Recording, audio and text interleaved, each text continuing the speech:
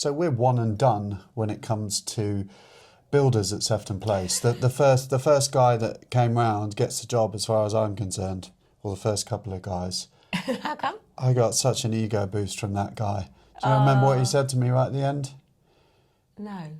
Just as we're about to leave, he goes, "So, you Army or Navy?" Oh, yeah. I thought he was complimenting me on my new physique.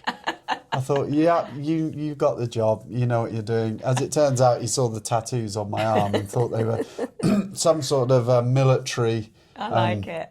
Military kind of brand.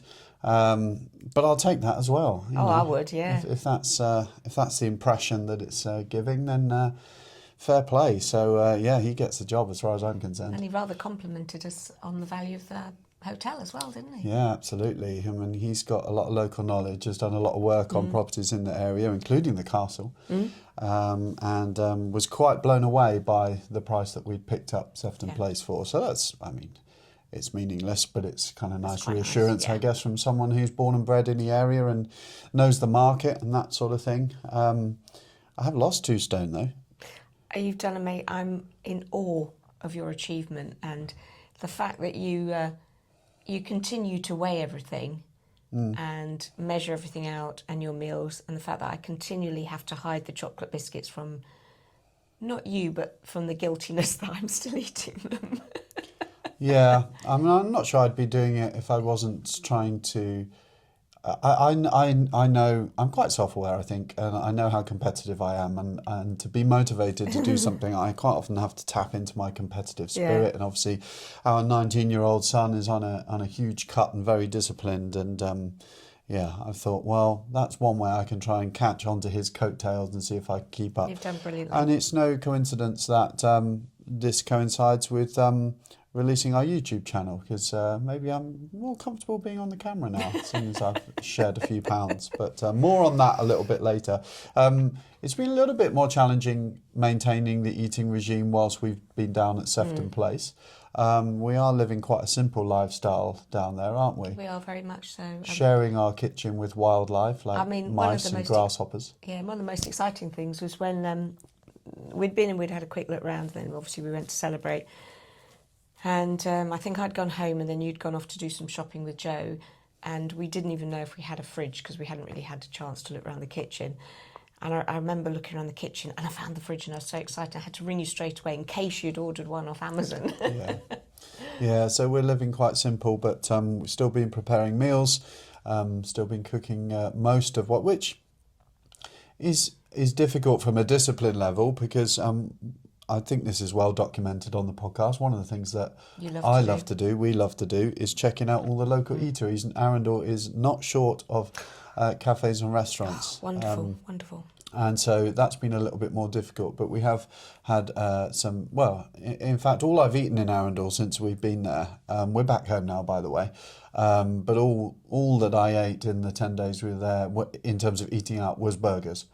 Yeah, and this is the man who said, oh no, I don't eat beef. I never said that. When would I say I don't eat beef? You said, oh, I don't want to eat beef. Oh, well, yeah, for medical reasons, but we'll gloss over that. I think your burger every now and then doesn't hurt. Your health has improved, obviously, with the lack of waiters carrying around like you. I think so. Apart from the issue with your knee recently, but you haven't had any issues. No, I think really. I feel better generally. So, I'll keep that going, but it is challenging on the move, and anyone who travels a lot with work and property investors and that sort of thing, we tend to be on the road a lot, and that's when things like calorie tracking and stuff goes right out the window when you're having to eat out of service stations. Yeah, but you did a really good, when you travelled back with Joe, you made yourself your meal prep. I think that's the way forwards, isn't it? It's just organisation to meal prep, so that you're not then having to go to a Greggs or a Greggs. Whenever do I go to Greggs? But you know what I mean, McDonald's or service station or something like that. Having said that, the exercise was very easy down at Sefton Place. I mean, the number of walks from the doorstep, and I'm not talking about a stroll around the local park. This is from the doorstep out into the most staggeringly beautiful scenery, South Downs National Park. And I honestly, we were regularly putting in 10, 12k walks a day, and every single walk was different. in terms of landscapes and what we came across, and also some very well placed drinking holes. The along George the was way. it the George at Burpham? It's just a lovely little spot, isn't it? Yeah, that's really nice. Beautiful view back towards Yeah. the castle. The Black Rabbit, obviously, is famous, and I think we've spoken about the Black Rabbit before. Yeah. Fantastic waterside, riverside. Views of the Yeah, castle. amazing views back to the castle. So, yeah, lots of walks through the downs, through some forests, along the river.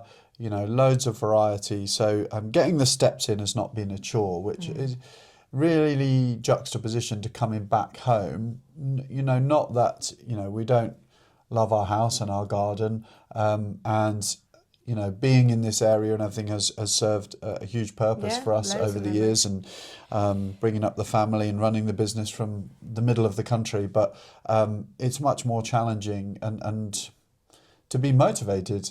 If you don't have those sort of walks from your doorstep. So I think we're really keen to have that again, aren't we? Yeah. That's been added to the shopping list for houses as and when that ever happens. But anyway, loads in store on this episode of the podcast. We are back now after, was it 10 days, 11 days? You were a little bit longer, 11, 12 days down in Arundel. Yeah, I think it was. We're only on a few days break to sort of collect ourselves and get organised before we're heading back down again. Yeah. So obviously, it goes without saying, we've got an update on Sefton Place for everybody. We're then going to be talking about one of the hidden costs in doing property developments. Well, not so hidden, actually. Pretty much front and centre right now, but that's fees. Yeah. So we're going to be talking about all of the variety of fees that you rack up doing a development like this, because I do think in the planning stage it's easy to underestimate the professional fees involved in doing a project. And then we're going to be talking briefly about running the rest of the business, because obviously we are very much, our heads are in Sefton Place, but we do have essentially a multi-million-pound business to keep steering in the right direction, and we're always we've always got more than an eye on that, and how the team is structured and making sure everybody's happy and in the right roles and everything else. So we'll talk a little bit about that as well. So loads to cover. So should we get started? Oh, let's do it. Okay. So I think the 10 or so days we had down at Sefton Place, camping out, living the simple life, was really productive, wasn't it, in the end? Oh, absolutely, because it made us appreciate the space so much more, because when you're wandering around the place, because obviously when we viewed it twice, so it gave us an opportunity to get under the skin of it. And for me, the standout space that I was most excited about, that I hadn't quite appreciated how big it was the actual what's going to be the holiday let for me, because obviously we've got comparisons on ahead for Medicott and things like that, and I knew that going back in, we're almost essentially losing the whole left side of the property. But even still going in, big wide corridors, wide stairs that are not steep. I mean, for me, that's a bit of a luxury, isn't it? It's lovely, wide stairs.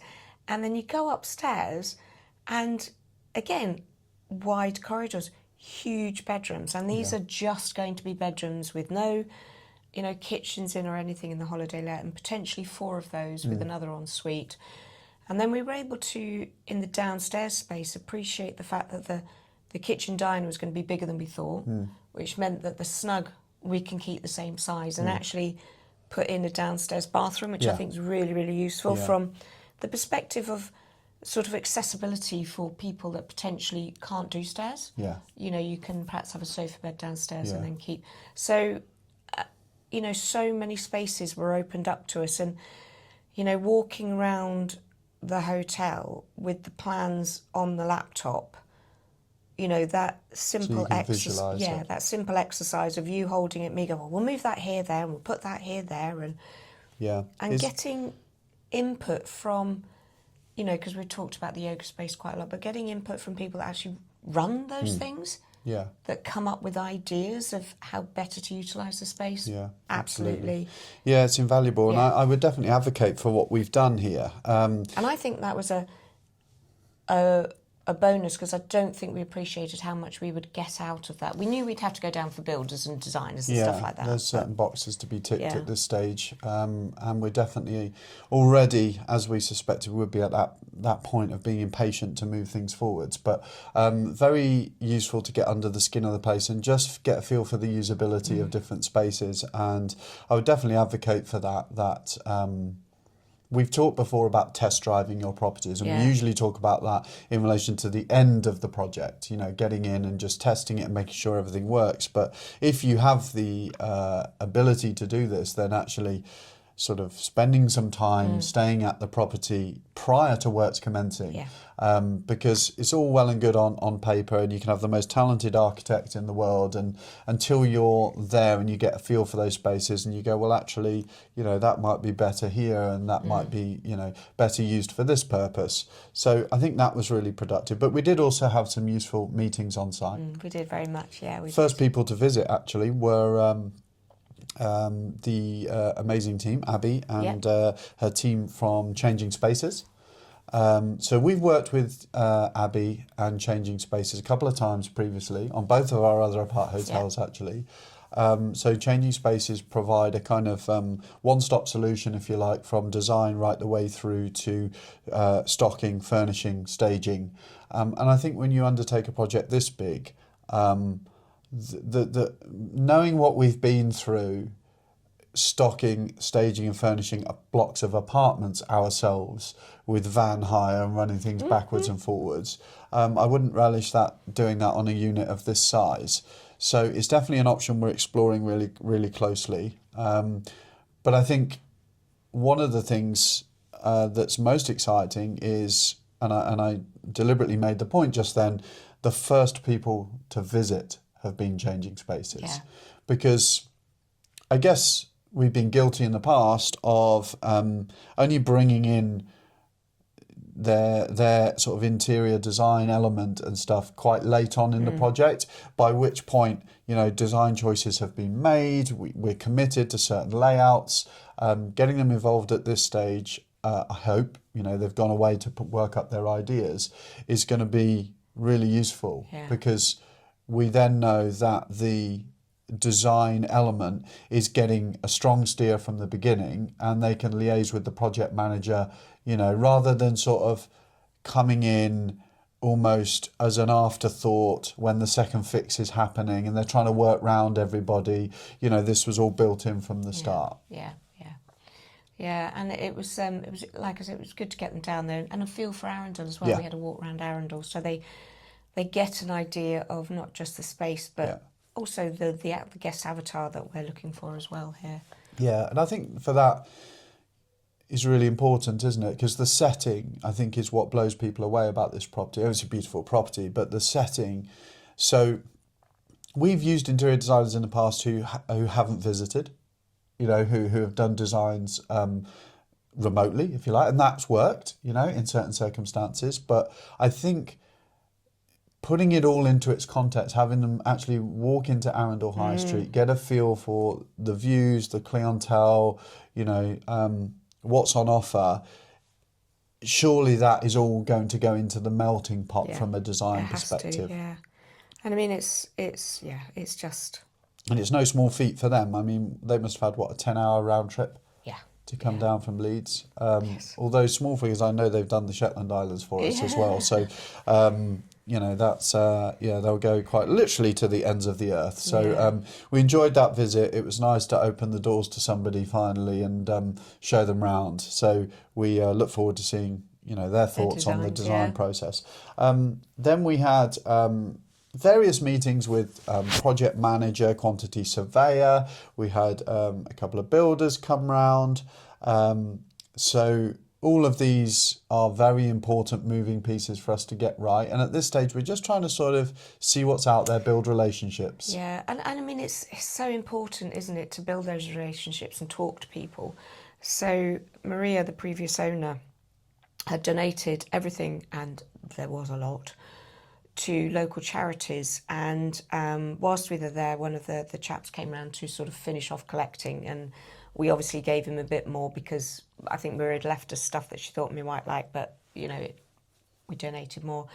then we got chatting to him, and he spoke about the fact that he could recommend a certain QS, was it? Yeah, who could potentially run the project, and then certain builders. So we're chatting to him. So he came out, and that was really good, because obviously we'd had a list of builders we were going to contact, and not knowing the scope of those builders and their sort of feel for larger projects, you know, some didn't turn up, some never got back to us.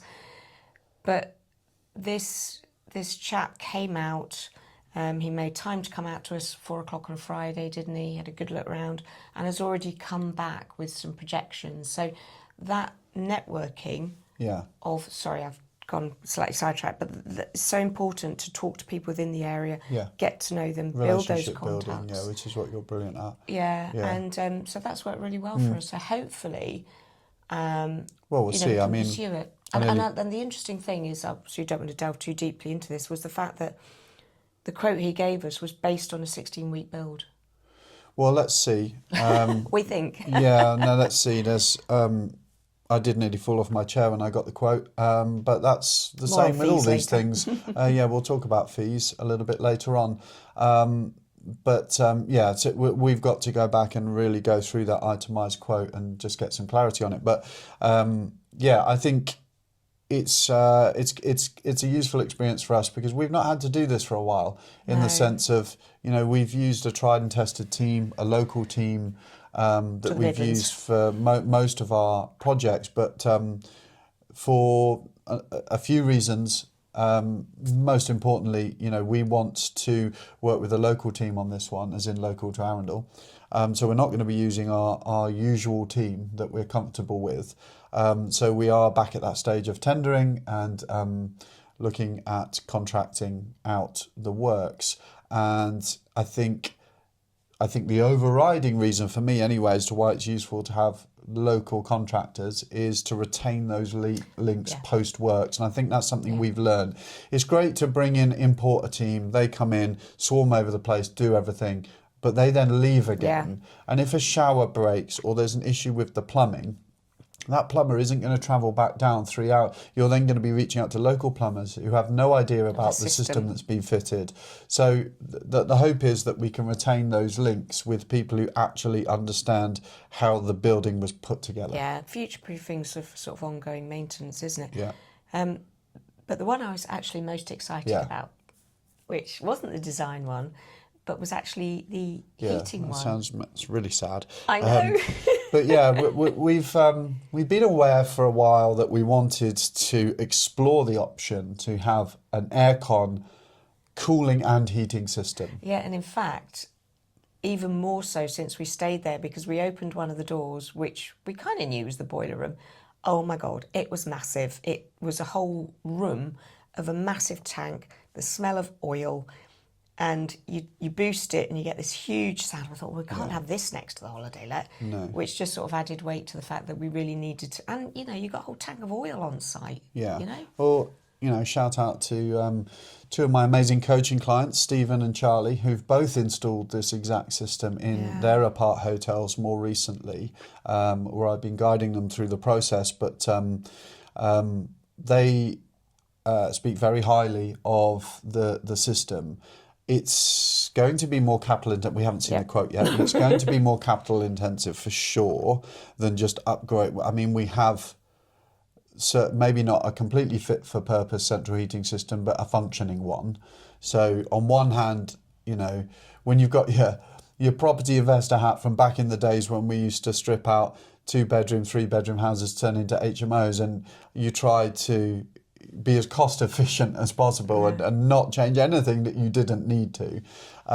Whereas this, I think it's about future proofing. I think you just mentioned that. It's about giving that premium feel. You know, there is an expectation, I think, now in premium hotels that you would have aircon when you walk into the room, but the fact you can have aircon cooling and heating, which then heats up the water, so as well. Well, yeah, that's something we hadn't expected and we didn't know was an option, that on a building of that size there is even the option to recirculate the heat generated by cooling and heating and use that to heat a tank of water. So we'd still probably need an immersion backup, but there is potential to make this almost a self-contained system. Yeah, I mean, it's fabulous, isn't it? So Yeah, it's really fingers crossed exciting. on that one. I mean, again, we might get the bill and go, that was a lovely idea, so let's go back. But the other thing that it does, which is unexpected, and again, really useful to speak to people who have actually done these things before. So speaking to Stephen, who I mentioned, my coaching client, who's been running his apart hotel for well over a year now, I think, with this system in place, is the fact that it gives you so much more flexibility with room configuration because you lose the radiators. And we hadn't considered that. And actually, we've got a number of rooms where losing the radiator is going to do us a lot of favours, because for once we're very well blessed with doors and windows. Not always the case, but for once we definitely are, and in some cases too much so, and we've got very little wall space to put beds against and potentially kitchenettes. So that's going to be beneficial to have that flexibility. So yeah, there's going to be a cost to effectively have the second fix of a plumbing system removed.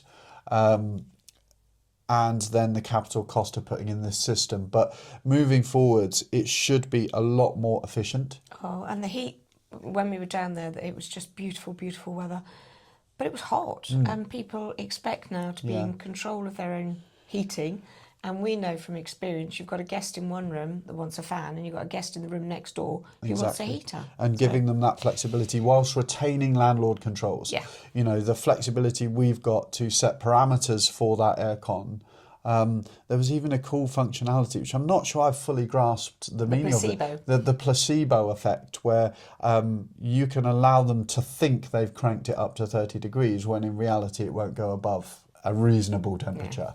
Not a miserly temperature, but it won't go above 24 or something, which it would never need to and under any circumstances. But you know what guests are like when they walk in, might be a bit chilly, they just go bang, bang, bang, bang, bang, up to 30 degrees and forget about it. So yeah, lots of clever controls, motion sensors, which I'm really keen on, because that I'm just conscious of, we've got zoned heating and stuff like that, and we have Inspire thermostats in our individual units. But, there are undoubtedly times when the house is quiet. We might have guests, but the house is quiet, or the property is quiet, or the room is empty because they've gone to work or they've gone out for the day, and the heat is just cranking through the building. So this will allow us to be, I think, a lot more bespoke. Definitely. So yeah, that's exciting.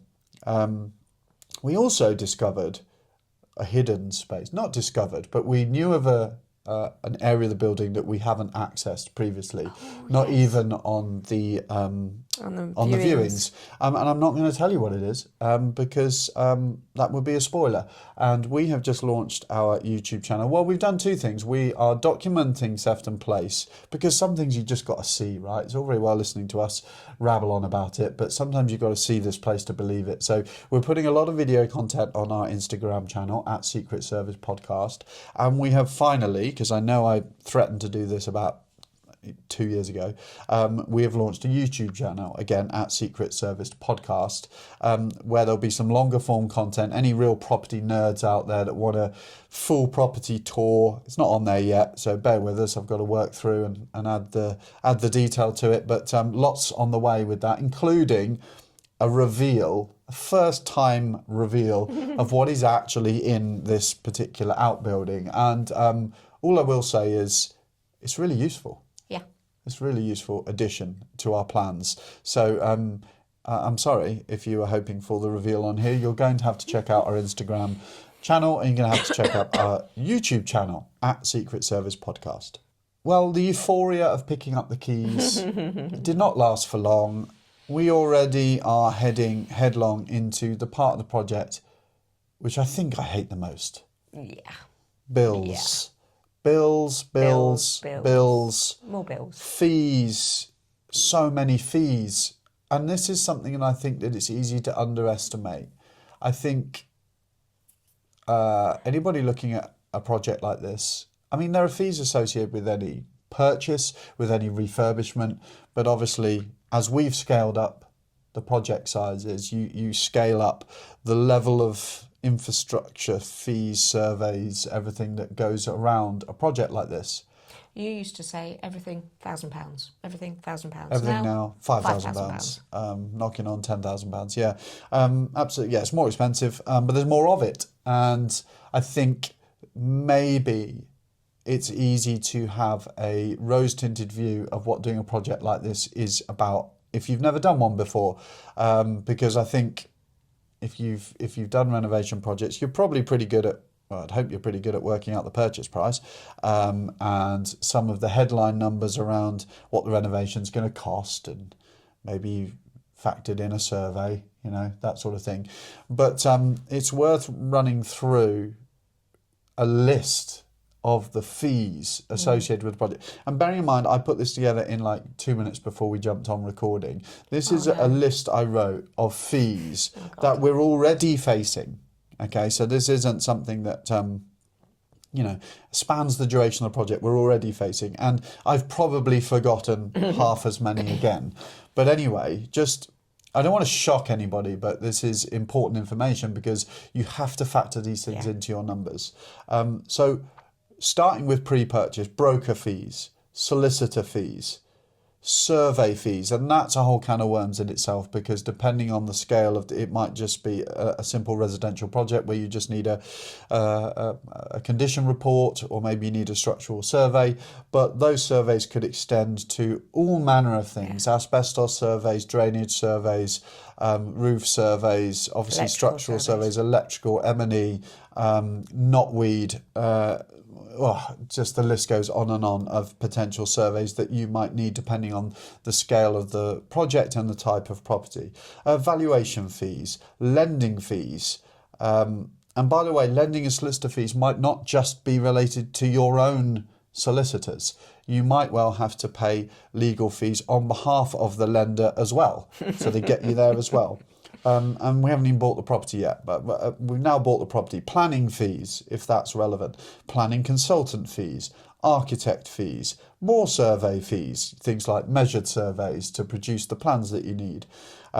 Building control fees, project management fees, which we're already learning can be eye-watering for a project of this size and scope.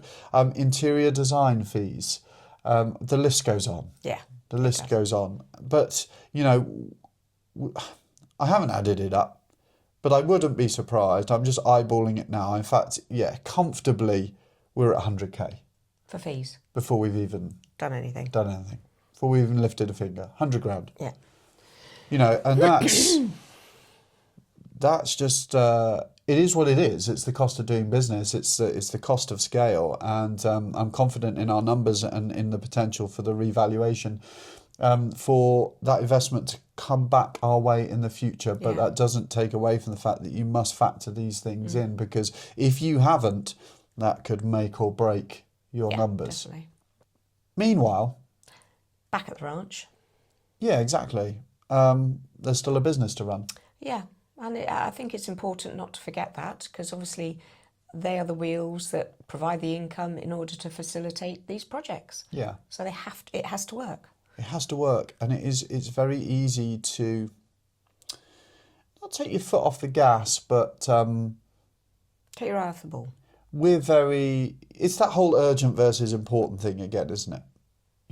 And I think one of the processes we've had to go through in the last few days, we've been thrown a couple of curveballs that we're trying to sort of get our head around, and looking again at how we structure the team moving forwards to make sure that the business is not only functioning but thriving without our finger on the pulse every second of every day. Because we have been not caught up, but this project, to get it over the line, has required a huge amount of headspace. Yeah, and we knew that's not a surprise. We knew that. We've put plans in place for that. But it's been a process, I think, of identifying what are the high-value tasks in the business, what are the absolute non-negotiables. And I don't think we've got that 100% right. So that's something we've been looking at is, inevitably in a service accommodation business, you do a lot of firefighting. And your team do a lot of firefighting, and they do a lot of that on our behalf. We're shielded from the majority of that, I would say. But you've got to make sure that the high-value tasks, the real core engine of the business, is not neglected. Yeah. It's that whole urgent versus important thing, isn't it? And I think, we of definitely using this opportunity, I think, before Sefton Place really gets crazy, to just take stock and think, okay, where do we want to place our resources, our money, our team, to where it's going to have the biggest impact? Because, I mean, we could do everything. There's so much we could be doing, could be focusing on, but it's too easy for quite high value tasks to be pushed back and pushed back and pushed back because you're dealing with a shower that's broken again, or whatever else, and another week goes by and you've not got the finger on the pulse with the real core of your business. And that's why sometimes, when we've been to conferences and stuff, that's a useful wake-up call, isn't it? Because you step away from it, you go, oh yeah, we should be really... Yeah, and also it sort of goes back to the team meeting we had at Sefton Place, doesn't it, when we talked about what we don't want to do. Because part of what we don't want to do is because it takes up 90% of your headspace for 10% of income. Yeah. And you have to really... I think thinking about this is you have to have that front and centre. Yeah. If it's taking up too much headspace, too much stress, but brings in not enough benefit, it's got to go. I mean, in reality, it's a balancing act, isn't it? Like, because some of those things are potentially things we enjoy, we feel quite passionate about, and that's kind of important as well, that you enjoy what you're doing and you're passionate about what you're doing. But you've got to make sure that the engine of the business is still is still flying, is still thriving, and that's what I think the focus has been around. Particularly, I think around things like logging, tracking of maintenance tasks. I mean, that can become all-consuming if you're not careful, especially in the summer where. Yeah, it's pretty intense at the moment. It's intense. You've got a lot of new guests going in that don't know how to work something, don't know how to do something. I mean, for example, we had a guest here up in the Midlands who hadn't been able to get the oven to work. It was just a child lock thing. But had we not been here, the team would have then had to have reached out to potentially someone to go round. They may not have been able to get an answer straight away. They then have to go back to the guest saying, we're just trying to sort this out for you. Then they have to go back to the maintenance. But and there's that whole to and fro, which, because we were here, we could just sort it. Yeah, but we're not at all the other places. So. And it's just what I'm trying to say is one small maintenance thing can take up massive. So it's like, it goes back to what you were saying. Before the busy season, do a full audit almost of what potentially... So we probably have somewhere in the depths of our thing, a video that if this comes up, this is what you do. Because some guests won't know to Google it. Not to jump on the systems bandwagon again, but that's why I think systems are so important, and it's important to implement the right systems before you reach the point at which it's coming apart at the seams. Yeah. You need to always be one step ahead and be thinking ahead and thinking, have we got the stretch in our elastic here? Because, the temptation is, particularly as systems tend to come with a cost, to say, no, it's fine, it's working, we can use WhatsApp, we can do whatever. But you can't afford to take that to breaking point, and you get negative reviews as a result, or God forbid you lose a team member or something because they've been stressed out over it. And you've got to put the systems in place to make sure that you've got a roadmap that allows you to continue to grow and scale and everything else. And selfishly, we need to focus on Sefton Place. We can't be drawn into all of that sort of stuff. Sefton Place is I don't want to describe it as a make or break. But I guess in reality it is. If you looked at it in the cold heart of day, I mean, we're very confident it's absolutely going to be a make rather than a break. But in theory, that's exactly what it is, and it needs our full focus and attention. But we do have, a sizable business to run, and without that, none of this is possible. Absolutely. So we're looking at team roles again. We're looking at, I'm always, I guess it's the coach in me, always looking at people's skill sets and strong points and what motivates them and how we can get that balance of getting what we need whilst giving them a motivating environment to work in. So that's something we're looking at again. We're looking at revenue management and options on that front. And I'm talking about when I talk about revenue management, because people might listen and go, oh my God, they don't do revenue management. And their side, of course we do revenue management.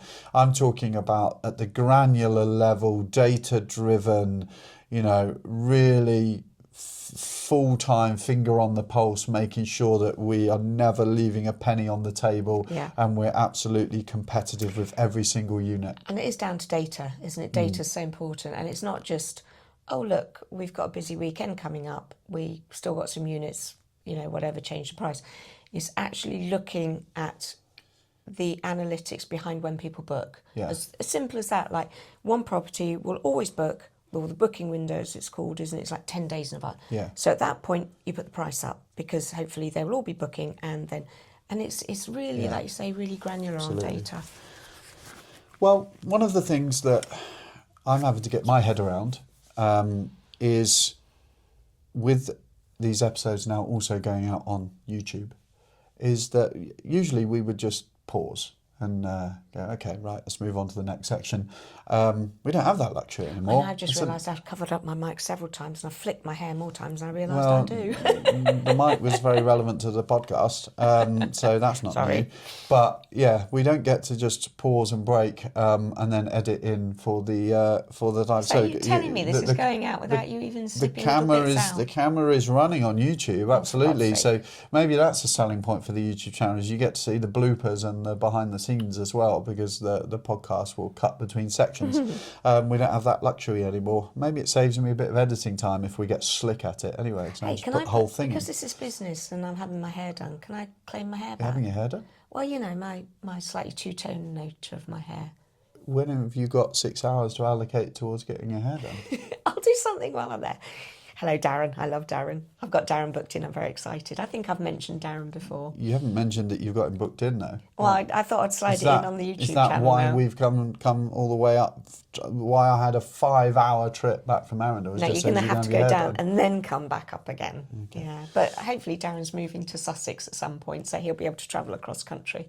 Well, seamlessly, that is a wrap for episode 15 of season 3 of the Secret Service podcast. In theory, that puts us about halfway through the season, judged on how long we've managed to sustain it previously. But this might prove to be a long one with Sefton Place, because it's not something we're going to want to take a break from, because there's going to be so much to update you on. Yeah. And as we said, we have launched a YouTube channel. There's not a great deal on it at the moment, but a like and subscribe in the early days would be much appreciated. It's funny, in my head, if I do a video, I am very natural and brilliant, but I know I'm not. I think is that everybody's really like that. wrong? I think that's that just the wrong way normal, round? isn't it? Yeah. The key is not to watch it back. The trouble is I have to edit these things and stuff, so I have to. But I'd never watch it, never.